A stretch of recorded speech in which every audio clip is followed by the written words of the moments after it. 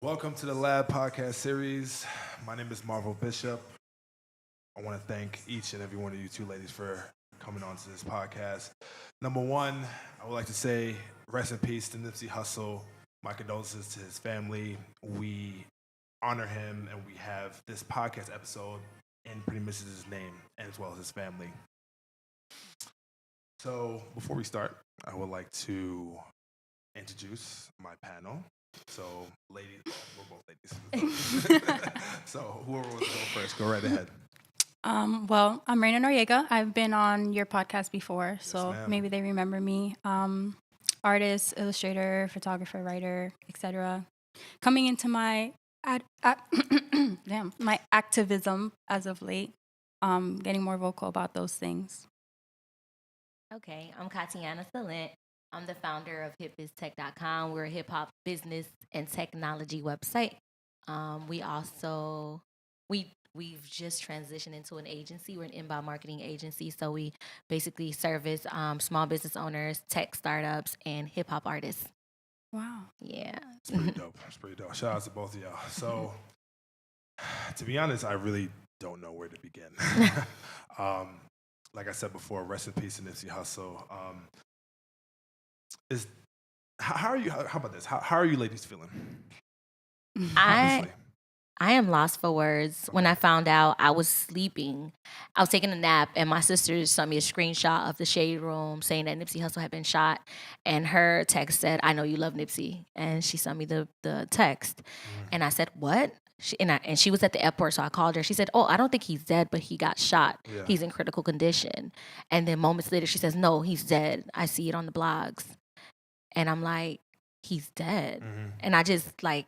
It was kind of like an eerie feeling, honestly. Like it was like the air was like very, very heavy. For me, I was actually at the wharf on Sunday in the afternoon, and I was chilling with my clients, have a good time drinking, living life. And then I got the notification from TMZ saying that he was shot multiple times. Now, we live in a day and age where like we're just so insensitive to violence. We're so like numb to pretty much a lot of things. It didn't hit me, to be honest with you. I was like, I felt bad, but I was like, you know what? He got shot multiple times. I had faith that he was gonna pretty much make it. And then 20 minutes later, gone. Yeah, super fast. For me, it was weird because I had gone to the beach in the morning for a photo shoot. I love both Nipsey and Lauren, but they're not people that I follow on social media. I just I don't like to just be too much like in entertainment. So that day, it was raining on the beach. I was leaving. I just picked up my phone and went to Lauren London's page and watched the GQ thing. Like I didn't get a notification, anything like that. Like I was just drawn to watch it. And it just kind of like reminded me of like what I like so much about his spirit and things like that. And then when I heard the news later, I was like, just because I had felt that energy and like that pull, I just knew it was not going to be good news. Like I knew that it was gearing me up for something, you know? Yeah. And to be honest, I'm not really like a huge fan of Nipsey Hussle when it comes to music wise. I'm gonna be really honest. I'm more of a fan of like his community work, like what he's done in his society, and just like of him being like honestly like like the Tupac of this generation, basically. Just speaking of like empowerment. And for me, to be honest, I felt like it was more of a feeling, and it's just more of a I just felt bad, as far as like it felt horrible, like not only as a black man but also as a black businessman. Because like, how do you guys feel about that? Because I just feel like for me, it's really damned if you do, damned if you don't, because when you try to do things for your community, when you try to do things for your society, basically, you basically become this person that everybody likes, but at the same time, you get this hatred from other people. But it's like when you don't do things for your society, then it's like you're represented as a coon, like as a person who like is like not representing that society, basically. So it's like, what do you think? Well, for me, I discovered Nipsey through a friend in 2013 when he had just released his mixtape Crenshaw. And from there, I would listen to some of his music and some of the songs I really liked. But what attracted me to him the most was his business moves. And I would always say, I want a man like Nipsey Hussle, very gangster, into his business. I would always say that. And I just feel like what's for you is for you. I feel like God put him on his planet to do that community work. So he did exactly what he was supposed to do. However, it's more so of a thing that I know that he's a street guy, so he knows how to move militant. You know what I'm saying? But it just happened to be that day he had no bodyguard, or he wasn't thinking about it because this is something that he did every day. Mm-hmm. So for me, it's like I don't want to say he was at the right place at the right time, but he was doing what he normally does. So I can't really say, oh, well, I mean, you can't do for your community because they, turn their backs on you. They, like Meek Mill said, you always die where you were born. Yeah. For most rappers, that's how it is. So I just feel like he was doing the right thing. Yeah. And he just happened to be wrong. Yeah. And I that perspective, I've heard it a lot, and it makes me a little bit sad. First of all, the fact that we can say he was our generation's Tupac Shakur, the point that all of these rappers say that he was a real guy, he was a stand-up guy.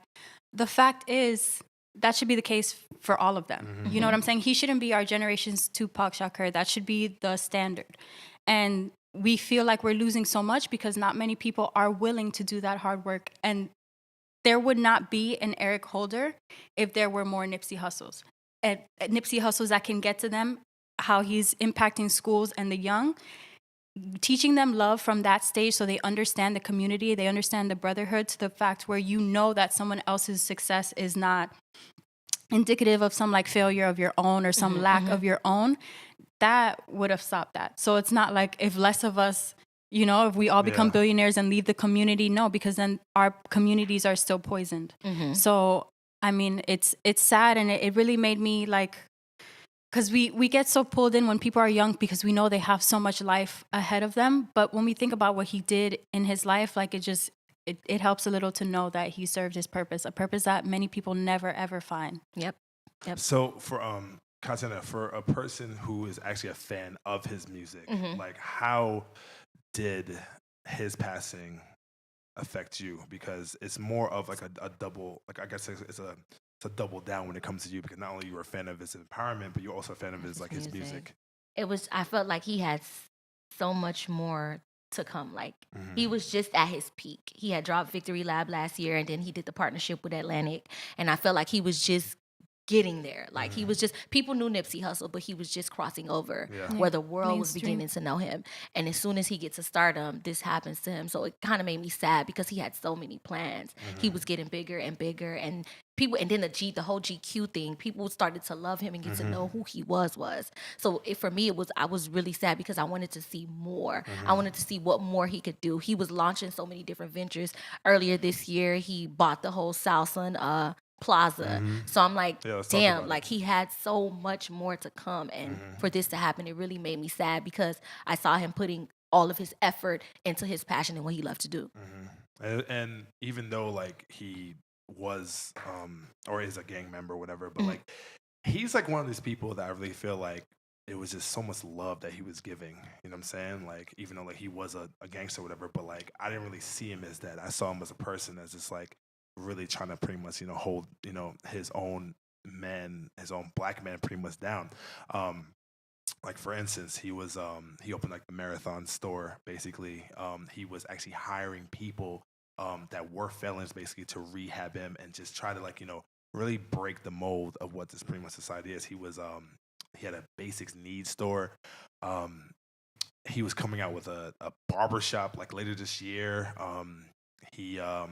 He was doing the STEM not stem cell program. A lot of people get that mixed up, even though that would have been amazing too. But the STEM program, which is is a science, technology, mathematics, and mathematics program for kids.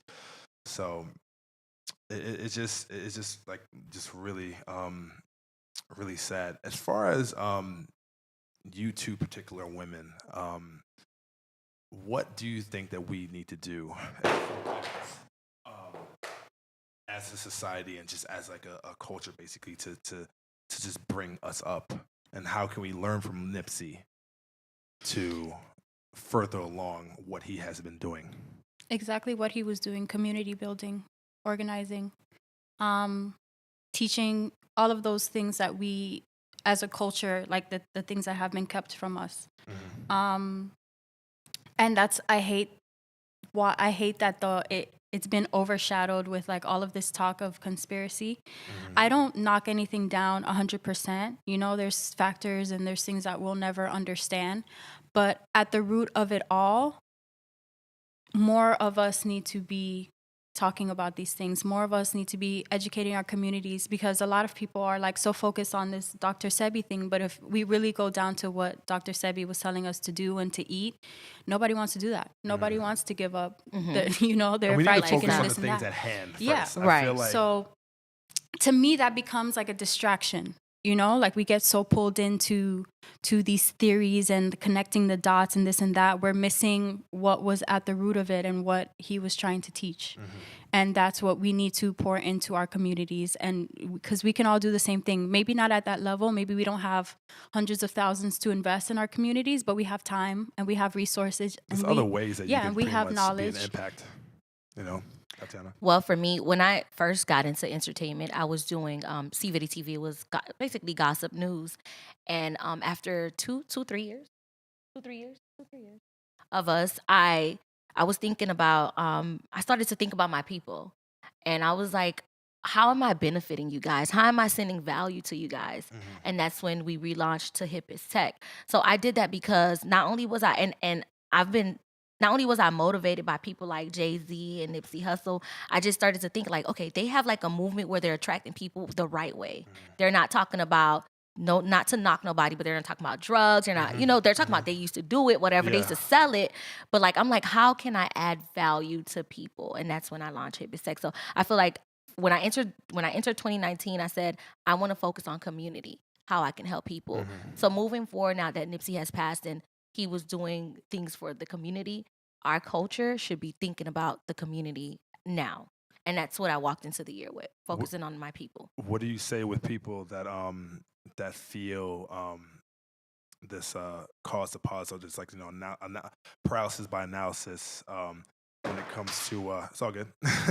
This analysis by paralysis, as far as like, man, like if I do help out my fellow man, I may get shot, I may be a martyr, I may act something actually may happen to me. But if I don't do anything, then I look at this person, I look at it as a person that's like, is a betrayer, that's someone that's betrayed, basically. I mean, we're all gonna die, so.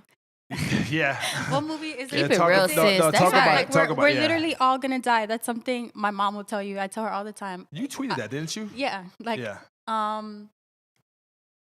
Whether I die on the way to another country where I would have had a great experience, or I die on the Palmetto, I'm gonna go somehow, And if my legacy can leave behind a blueprint for other people to follow, then it's not in vain. Like, there's no way to prolong that. Whether it's 40 years, 80 years, 100 years, like, living. Work still needs to be done. Yeah. Like, work still needs to be done at the end of the day. I mean, you can't just be on the sidelines. I mean, I know for me, for instance, like, even though, to just be completely candid, as soon as he passed away, like, I really looked at myself and I was like, why the hell am I doing this? To be honest with you, because I'm like, I'm doing this for all my people. I'm doing this for all, like, for everybody. And it's like, just to be taken out like that. I think what really bothers me about Nipsey is that the way he was taken out. I think that's what's like really just angry. Yeah. You know what I'm saying? Just by a person that was, and correct me if I'm wrong, relatively close to him. No, it wasn't. No. So was it a person that he knew? He knew. Yeah. But it wasn't someone he associated himself with. Okay, because he did tell him that apparently, like, Eric Holder was an informant basically for something that happened, and that he couldn't come back to the store basically, and he got mad. Basically. So this also brings to me that it's actually like an underlying, I guess, issue that we have, is that us as Black people, especially like maybe like Black men, like, we don't really express our feelings whenever something happens. Because I really feel like, I'm like, damn, like, could he just talk to the man? Like, could he just, like, I'm talking about Eric Holder. Like, why did he snap? That's what hurts, because death is so permanent. Yeah. Was it worth it? Was it worth it for you to take a man, basically, that not only that was a beneficiary and just a king to Crenshaw, but pretty much the whole world, honestly. Like, was it worth it? See, when doing my research, I automatically like in my head said it was an ego thing. Like maybe Nipsey had said something to him and he felt disrespected, so he felt like he had to show people I need this respect because Nipsey Hussle just took my respect from me. So it was an ego thing, and that's a really big issue with people.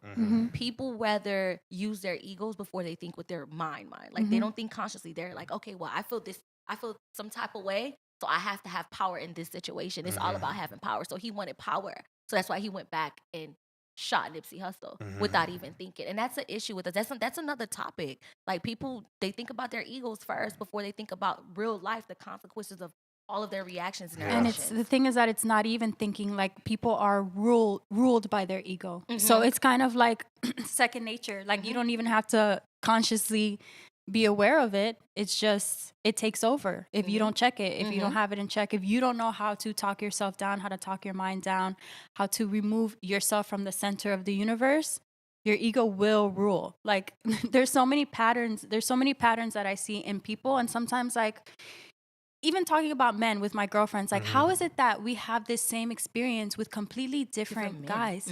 And how is it that they're one way upon meeting you when they are vulnerable, but then they snap? Switch up. And it's the ego taking over. I don't think that there's a rule book that says, oh, this is how you reel a girl in and manipulate her. It's kind of like your ego snaps on and you just can't see past it. Yeah. And when you don't see that it's a problem, that's where you become an Eric Holder.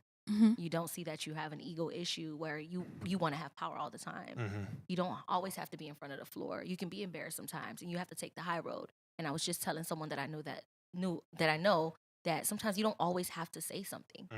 Take the other way. You don't always have to speak. You don't always have to express your emotions. That day, he wanted to show, and he's a street guy, so he wanted to show, well, I'm about that life, so I'm going to show this nigga what I'm about. And that's how it happened. But he didn't think of the consequences. Yeah, how you he took did not know that. him away from his family, his fans, like his legacy. Like you just took him away. Like terrible. Yeah, it's pretty it's pretty crazy. So I feel like the common denominator for all of us is that we are Black business people, right? What do you think is the overall the message that we need to basically like not just like talking about, but like what can we do as far as like just empowering us and to continue pretty much what he's been doing as a Black business? For me, I think it's first number one, self-care. Self-care, because self-care comes with self-awareness. That way you know where you're going, where your path is, and also always being selfless, thinking about others too, because your actions, you always have to think about how your actions is gonna trigger someone else. You know what I'm saying? That's why when I pray, because I'm very spiritual, when I pray, I always say, God, today take full control of my actions and my reactions. Surrender. Because you could go from 0 to 100 real quick. Yeah. So I always think about that. I always think about yourself, self-evaluation, where you are right now. What are you trying to do? What are you doing? Your emotions, thinking about yourself first, and also thinking about others in the process. For me, I would say unite, organize, and educate. There are even things where as high of a pedestal I will hold Nipsey for what he's done, there's also been criticism for the comments that he made about homosexuality in the Black community. And that's because you can do a lot of work, but all of us are works in progress. And some people forget that. They think just because someone can like speak on certain things and they're super knowledgeable, we always have work to do. Like anytime I hear somebody say like, well, I know myself, I know that they're not. They got to a certain point and then their ego took over. Even though they might be a little bit woke, you're always learning and you're always a work in progress. So even him, with all the things that he was doing, he still had work to do. He still had mindsets that, could have been opened up, and he still needed, education in certain areas. So just completely uniting our community and not stopping at any certain point. It's not just financials, it's not just mental health. Like it's going to keep going like forever. What is the one thing that he was doing in society that resonates with you guys? His STEM program.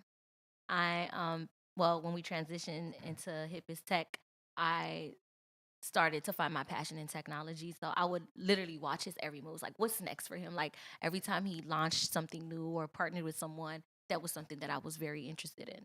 His Vector 9, is it Vector 90 or Vector, I believe 90? so. Yeah, I kept up with that all the time to just see what he's doing. That way I can learn from him. So that was something very important for me from him. I would say the same. His focus on the youth and also just who he was, period. Because even me, it doesn't matter how passionate I am about uplifting certain communities. If they feel like they don't relate to me, like I came from a different place they didn't come from, my voice won't carry the same as his did because he was in, you know, the pit of it all. So I thought that was big, and that's important for people to like conquer certain things in their life and then educate the people who come from the same place, like so that they can see that there's a chance for them too. There's a chance for them to elevate their mindsets. Yeah, he wasn't just like, you know, putting a Band-Aid like on the society. He was like really like getting into the wound, getting his hands like, dirty, getting his hands dirty, and just like really taking up the root of what, you know, what's pretty much been happening. I would say for me personally, definitely the kids and how like the programs he had was definitely a great example. But I would say when he was basically giving just people a second chance, I think that really showed the type of like empathy that he had as a person. And even though, like, for instance, like in this day and age, I understand that, you know, when it comes to laws and everything else too, like if you're a felon, it's like next to impossible to get a job. But like he was literally like hiring pretty much felons, you know, to rehab them and just, you know, fix their lives. And it just really just shows like the type of like compassion he definitely has for pretty much his community, and just a overall approach that he had was really like just like a great it was like a beacon of light for me. You know what I'm saying? It's just like on how to like, you know, how to like run businesses, how to just be as empathetic as he can. It was, I don't know, man, like it was just really pretty much amazing. To be honest, I don't know where to go from here. I really don't know. I was like, how does he manage to run these businesses and still be that street guy? Like, y'all saw the video of him slapping somebody. So I'm like, how does he still manage to go in there and be like, this is that, and then I will still slap you? Well, no, because and that's not real. Like, you know how they always say, even if you're super spiritual, super positive, like you're still you at the root of it all. You know what I'm saying? And try to gloss that over that's when it becomes not authentic. And I think he knew himself so well that he could play those roles and be real in each role, you know? And that says something in itself. So where do we go from here? I don't know. It's just so like, oof. Can I say something real quick? And this may sound like a little cynical. It's just, or just like pessimistic. It's just, what's really sad about this whole situation is that like, this is not going to be the last like situation that we have. Like, this is not going to be, you know, the last death that we have. Pretty much is like, I just feel like the cycle pretty much always continues. And then also too, like I was looking at a standpoint as like, damn, like who I really feel bad for honestly is Lower London. Honestly, I'm like, just another situation where we have, you know, a queen, a wife that is husbandless. We have kids who are fatherless. And it's just like, just this whole entire just eradication basically of like a black men is just, it's really sad. Yeah, but when people say that, I just feel like we haven't done everything that there is to do. And we haven't organized on a level that would bring change to everyone. You know what I'm saying? There's small pockets of people doing things and they're here. They're like, some are very up there, but like at that core level that prevents people from being raised with those mindsets, like we still have more work to do, you know? And I was, I don't remember what that was I saw yesterday. It was like probably a clip on Instagram, but it was saying how, what was it? Like 90% or like 85% of people are like, whatever. I don't remember the word they use. Not robots, but kind of like just exist. Programmed. Yes. And then 10% are creators. And then 5% are observers. And I thought that was very interesting because I often think, like, when we look at social media, what takes off? Like, what has millions of followers? It's the same content over and over. It's the same makeup styles. It's the same bikini pictures. It's the same bad publicity, news, like whatever, shade room, all that stuff takes off because people see it, mindlessly share it. Like I had to like chill out, you know, because I was already in a terrible mood, and just seeing the rate at which people would spread news that they didn't confirm themselves or didn't even take the second to think, like, okay, this kind of doesn't make sense. They just saw it. It was co-signed by the shade room. Share it. And now other people who don't have minds of their own believe the same people thing. don't understand that. That's actually a disservice to Nipsey Hussle. It is, definitely. It is. like for instance, like where you got like completely angry, I think, which I thought it was true, but then you checked it with the whole Jay-Z. Yeah. I was like, where did you get that? $15 million. I'm like, where did you get this news? Where? But the thing, like, we're all human. So when the first time I saw it, I was like, that would be dope if he did that. But it says Hollywood Unlocked posted it. I'm not sharing that. Yeah, like, true. How credible are they? Unless Jay-Z comes out and said he did that, then I'll say, damn, like Jay-Z did this. But people are just like, I saw it. And I've seen even before that, I saw the picture with the guy that was like, had the same kind of like skin tone and like tattoo placement sort of as Eric Holder. And people were like, it be in the same niggas. And I was like, y'all are going to get somebody killed because you're posting things without checking the facts. No confirmation. They went down on Nipsey's page and found the closest resemblance they could to Eric Holder and posted it without thinking twice. I got over social media after the whole Kanika Jenkins thing when everybody thought they were investigators. The little girl who died in Chicago with her friends. And that's when I was just like, social media is not the place to find your news. If you want to wait a few days because you give the family and the friends a few days to actually go out and speak. That's why after the death, for 24 hours, I got off of social media.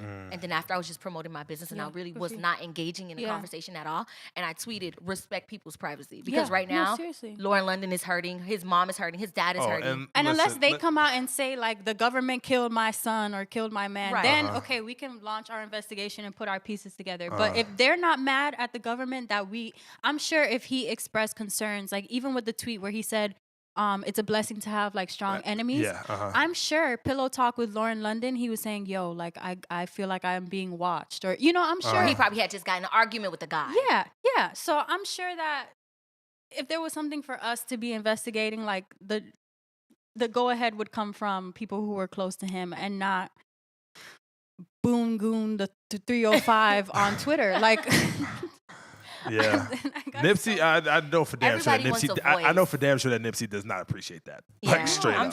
I'm sure. But it takes us away, and that was the first time when I heard the news. I said that I tweeted the news of like Nipsey's passing isn't the time for you to share your government conspiracies or blame black on black crime. It's a call for us to unite. Exactly. Because at the root of it all, if the government can target one man, that's because not enough of us are standing up. If they started taking out community leaders all over the place, there would become a trend, and that would die really fast. Right. If it is black and black crime, black on black crime came from somewhere. Not even, because all cultures kill due to proximity. But if we're talking about like gang violence, the whole idea of like impoverished communities, the ghettos, whatever, that is because of institutionalized and like organized oppression that we've been dealing with for hundreds of years. So to even like focus on that is a disservice to seeing the big picture. And that's what makes us feel helpless. When we forget that like we weren't put on this earth to struggle or to be born in poverty and gangs, and it was created by the oppression that another group put us under, then we remember like, oh, okay, there didn't have to be an Eric Holder. Like that did not have to happen. And to even take it a step further than our oppressors have, and like lead with love, that could change the game completely. Yep. But focusing on like conspiracy theories, gang violence, this and that, like you forget the idea of like unity and organization that we're lacking that allows for all of these things. You forget God's word. And that's my soapbox. But another thing too is that you definitely see a type of like unity, I should say, after his death, because I have never seen any type of situation where like all parties are mourning of his loss. Like the essays, the Crips, the Bloods, the the LAPD. Yeah, that's a lot. Like I guess the sergeant that was like looking at the report or whatever, he had to like literally like look at the report like 3 times, like, yo, what, Nipsey like passed away? Um but yeah, it's just really, really sad. But I would say is that when you have death, you definitely have, a lot of cases where, a whole bunch of things happen as far as like, just like unity and just like, just bringing people together. My thing is this still is that it cannot be temporary. Because I see a lot of deaths and a lot of things that do happen to our community that we just become, I guess, false or temporary, like, oh my God, mourning. And then we just basically forget about it and we continue to do fuck shit. Right. So. But you don't have to fear that because it starts with you. So you organize something that you don't forget about, you don't put to the side, and then you don't got to worry about that. You got to start holding yourself accountable. Yeah. And you need the people around you to hold you accountable too. Like they always say, well, we can't depend on the people around us, but still you want to be around those people who are uplifting and want to get better with themselves. If you hang out with a group of friends that are not, so uplifting, they're complacent, they're happy where they are, and then you hang around with a group of then you've been hanging out with them for a long time, then you get around some friends that uplift you and change your life and this and that for like a few months, and you go back there, you're going to go back to where you were before. So you have to kind of like evaluate your surroundings and what you're doing on a day-to-day basis. Yeah, you have to be around people that represent the world that you want to see also. Like we talk about that a lot when you generalize things, and I'm like, no, you got to get out of that group that makes you feel that way. And I can say that because I know, like, a year and a half ago, my perspective of even women were completely different because the people that I was hanging around were not like the people that I'm hanging around now. You know what I'm saying? Their days were filled with like criticism of themselves, criticism of people around them, like just things that are not the kind of future that I want to see. So you definitely, like, you have to be where you can envision it and you have that support group that's going to help you bring it to life on a grand scale. And remember, like, to cut yourself and to cut the world some slack. Like, nothing is going to change overnight, but every little bit counts. Like, we might not be able to change our parents, but we change the way that we raise our kids so that the next generation is going to be like 100 times better than we are. Little by little, our parents are influenced by seeing us like walk the walk and talk the talk. But like, people who are set in their ways may not change, like, but that doesn't mean stop. Right. And it may hurt. Because sometimes it's family. It may hurt that, well, I can't be around my sister or my cousin all day. I can't because they're this type of way. That may hurt. But you have to do what you have to do in order for you to get to that next level where you're able to change the next generation of people. Yeah. So you have to make that step and you have to hold yourself accountable and just be hard on yourself. And another thing for me, when I walked into the year, I said that this year is my year of discipline. Like, if I say I'm going to do something, I'm going to do it. If I say I'm going to stop doing this, I'm going to stop doing it. So that's what it's all about. Yeah, definitely true. So, any closing thoughts that we had? I feel like we definitely had a really deep. Yeah, it's just, man, it's great. Any closing thoughts? Anything you guys want to say as far as how to anything at Just all? remember, it starts with you, and that's something he said too. Like, you have to master yourself before you try to go out and like change the world. Like, you got to really know yourself so you don't get lost in any type of like ego, like we talked about, all of that stuff. That's what it sums up, work on yourself, then go out, unite, organize, educate, and we can see a better future. Catiana? Same thing. I'm just thinking about self-evaluation and always, thinking of yourself, but always being selfless in a sense for other people, because your actions can lead to someone else's, downfall or whatever. So always, know what you're doing. Know what you're doing. Be conscious about everything. For me. Where's you? I think for me, pretty much the same thing that you ladies are pretty much talking about. Just to really just think about, like, what you're doing, how you're doing, and then who are you pretty much, impacting basically.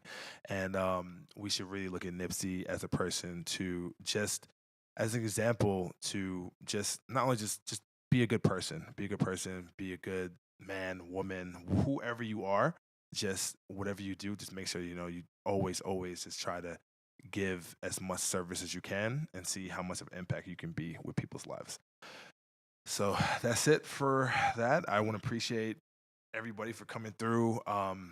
Rest in peace, Nipsey Hussle. Like I said, again, you will always be remembered. We will make sure that we will always continue your work, and we do appreciate everything you have done to empower the people, to empower the society and your neighborhood, as well as the world. It's